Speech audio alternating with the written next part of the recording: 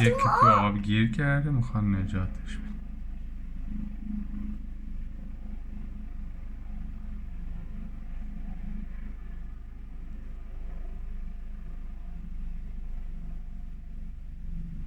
بابا میخوان اون مرده ایواز نجاتش شده. نتونستن. نه نتونست. شاید هم یه هلیکوپتر همون بار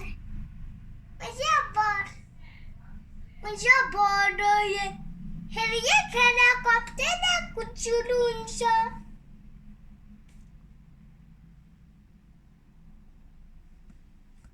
فکر کنم کشتی نجات یک کشتی نجات کو؟ نه کشتی نیستش، ندیدش. میرن میخوان نجاتش بدن. فکر کنم بهش حلقه نجات داد.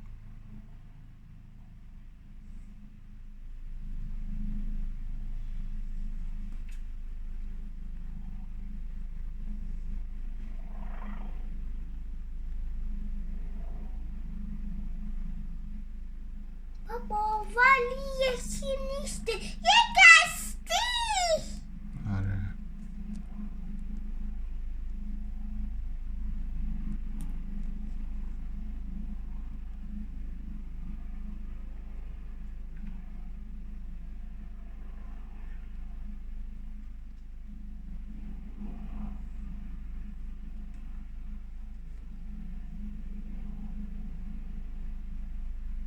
نتونست نجاتش بده.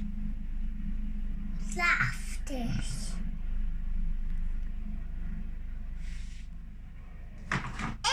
دار زد چون یکی تو آب گیر کرده.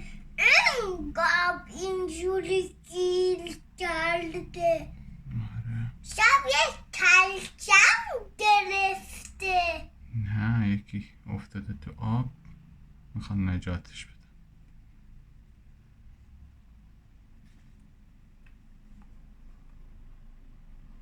اون بعد شنا کنه که برم کم کم ببره اینجا رو خاک. آب خیلی سرده، شاید تا الان یخ زده.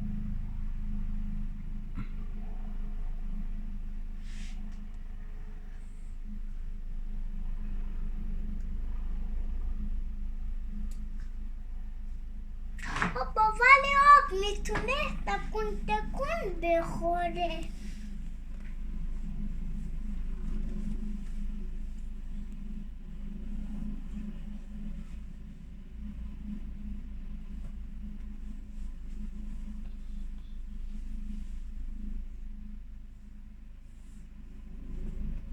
هلیکوپتر میره توی آب.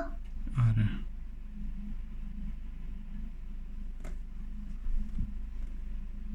هلیکوپتر رفت توی آب. نه اون گشتیه.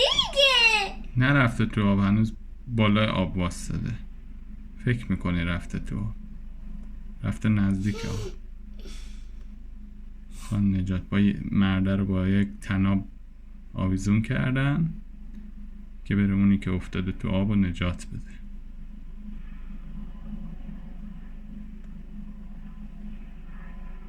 بذار ببینیم گرفتش.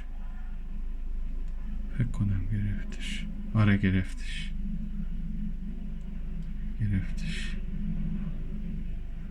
اون نزدیک بگره آره